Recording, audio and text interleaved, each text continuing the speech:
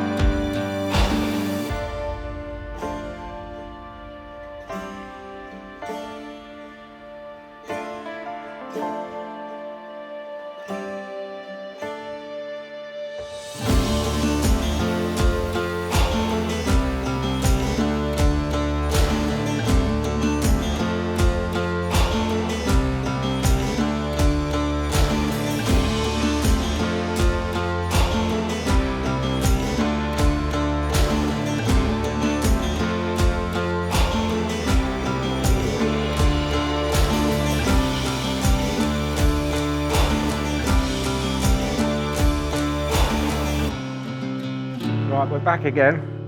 So we've managed to cut the granite out now.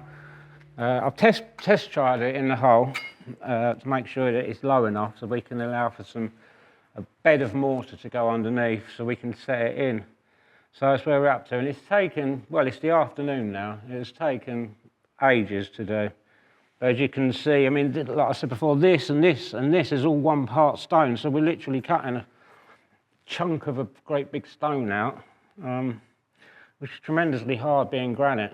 So we've got it out now, we've got it low enough, so we're just going to lay it in now. And then we'll be able to point it up, and then that'll be the floor. I think the floor will be finished then, and we'll be able to get on with some stud work. So we'll stick it in the hole. Plenty in there.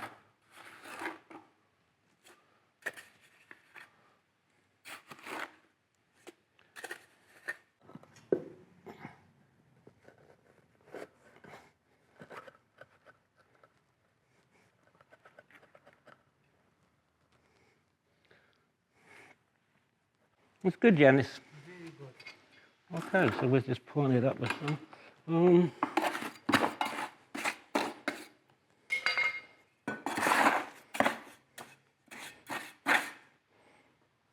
And like I showed you before, I mean, if you've got a bucket, you can do the same thing. If you just pull it to the side like so, just take a little piece up, like that, and you don't make a mess everywhere.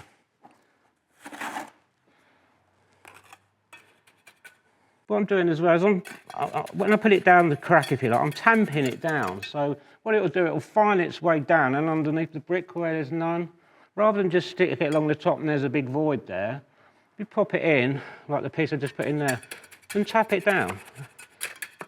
And what it'll do is, just like I say, find its way down underneath the slab that you put in, and fill any voids up. And then you'll have a nice solid, you know, slab, rather than it having air gaps. And it might, if you left an air gap under it somewhere, not necessarily an air gap, but a big pocket, say, in one corner that you didn't quite hit, chances are you could stand on that corner and it would pop the slab. So by making sure you tamp it all down, if you like, all the way round, it'll creep its way underneath the slab, and it won't go nowhere. It'll be there for another 300 years, hopefully.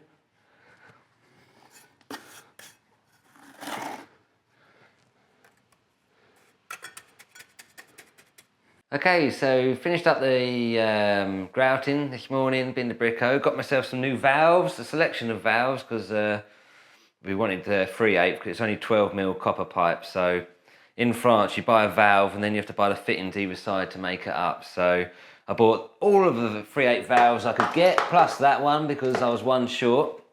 And basically Billy's asked me to isolate all these bathrooms. We've got 4 bathrooms upstairs. All these little pipes are going to a bathroom, so you've got hot, cold, hot, cold, hot, cold, hot, cold, and then these 2 are your supplies in. So Billy has to have it all turned off. If he has a problem with one toilet, he has to turn everything off. So he's asked me to isolate this lot, so I'm cutting them all out. You cut a valve in, but before I do that, I've got to clean all this paint off before I can solder. So basically, the big job is just cutting and cleaning.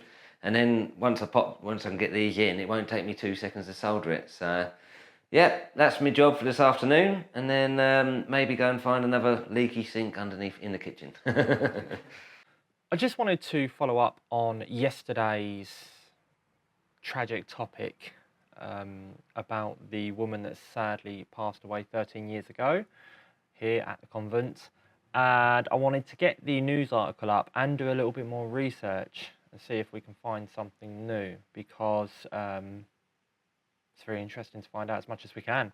So I'm just going to translate this news article very quickly. And first of all, what I find striking about this news article is that is it. There's no photos, there's just a 4-line paragraph and no more. So the title is Suspicious Death of a Woman in Ernie. So Ernie is the town we're in, and I'll read it out now whilst translating it. A woman aged 36 has been found dead this Tuesday morning in the stairs of her building. And then it names the street name, which is where the convent is. A sofa was burned in her apartment, but it was not the fire that caused her death. An autopsy must be done. And that's it. And then there's no follow-up article. There's nothing, no photos that I can find. There is absolutely nothing more about this incident online. I've looked everywhere. So what we're going to do, we're going to actually go onto Google Street View, because I'm hoping we can see back in time on Street View and maybe find evidence of damage around the window. I mean, this is a long shot, but let's try it. You'll see what I mean.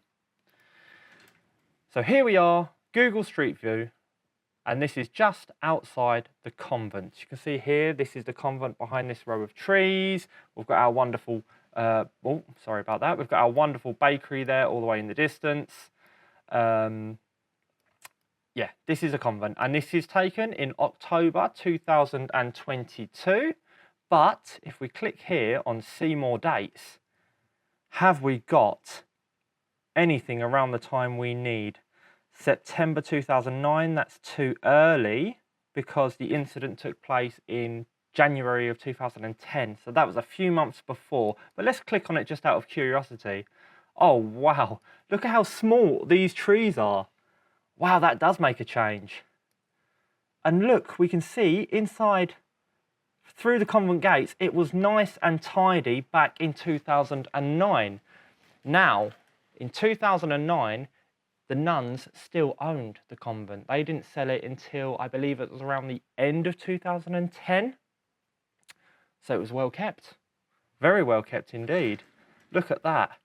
Now, this is where we believe the incident took place, this top window here in the corner.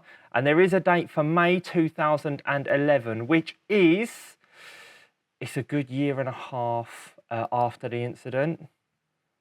And this is, can we see anything though? No, there's no black or anything around the window or no damage to the window that we can see. And actually, I think it was probably this window, in fact, and sadly, we can't even see it. And we can't really see inside the convent either. And I do believe the convent would have been under new ownership at this point, owned by the previous owner, which Billy and Gwen bought the place from. Oh, another interesting side note. This might not be very interesting, but it's interesting for me. The bakery didn't exist.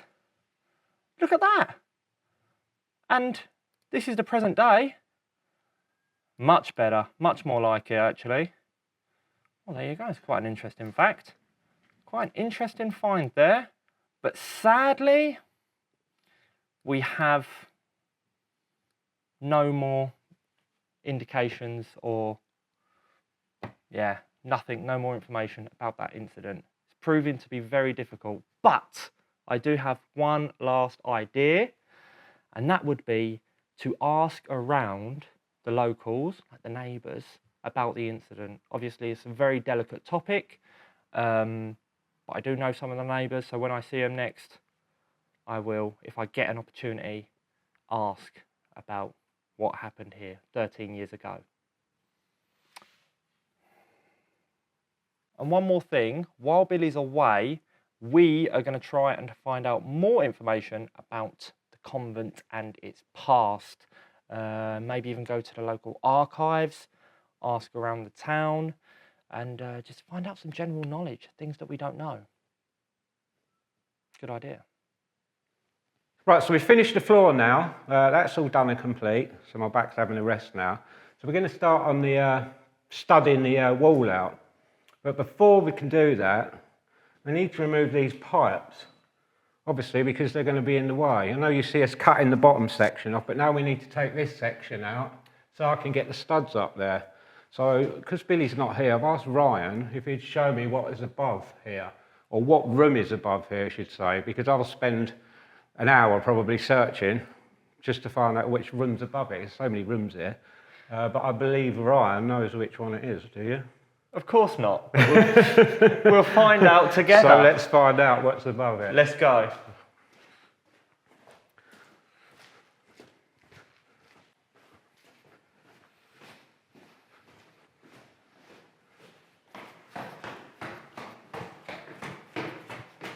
I hope you know where you're going, Ryan.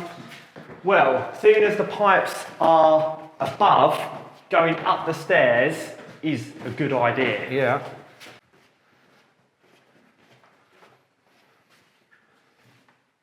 No, not that one. Yeah, a bit further along maybe. Is that above the doors? Yeah, I think we're kind of above the door. We're right in now. the middle, yeah, so... This should be it, right? But they're in that corner, aren't they? Yeah. And look at this. That was easy. Well, no, it was, wasn't it? That's got to be them. Here we are. We can see the pipes through these little vents here. So they continue up, don't they, as well? Yeah, I think they must keep going. Should we... Up to the next room. Should we go? Let's have a look. So Onwards? we find out where, because they've all got to come out, haven't they? So. Of course, onwards and upwards.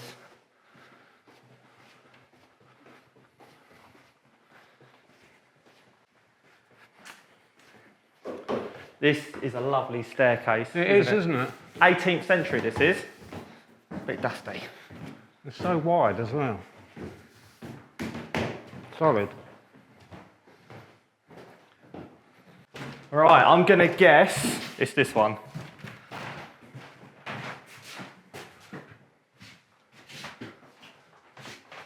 Yeah. Yeah, it's got to be. Well, it must be this one because. Shouldn't they go along there as well? Look. You go. What's it? This is strange. And there. Because look, if you look at that. Well, I can see a pipe in there. You see there's a pipe in there as well? Yeah, it must go up through here. It's a bit strange, isn't it? This is the pipe room. Yeah. There's a lot of pipes in there, isn't Yeah. there? Okay, well at least we know the one underneath, don't we now? So if we cut them off, we'll be able to open a section up, cut another section off and pull it through the floor. Exactly. If I can remember which one it was. Okay, so I think what we're going to do now is go down, and I think me and Yanis are going to cut off the pipes. So we're going to have to get Yanis on the hoist as well. So he wants to do it, he's eager to do it, isn't he, mate? Yeah. Yeah. So let's go and cut the pipes. This way. We're going to take this out here because obviously the pipes are, I don't know, 10 foot up in the air, so we're getting Yanis to bring it out so he can get out there and cut them. She's going to bottom out. Good.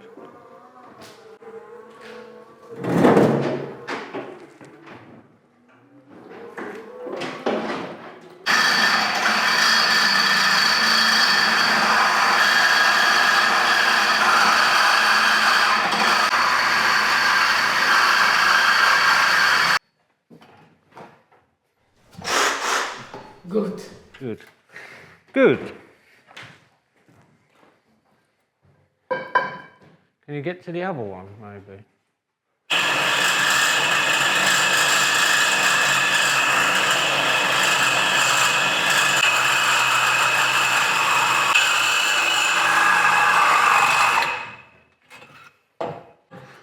Okay, 2 bits. Whew.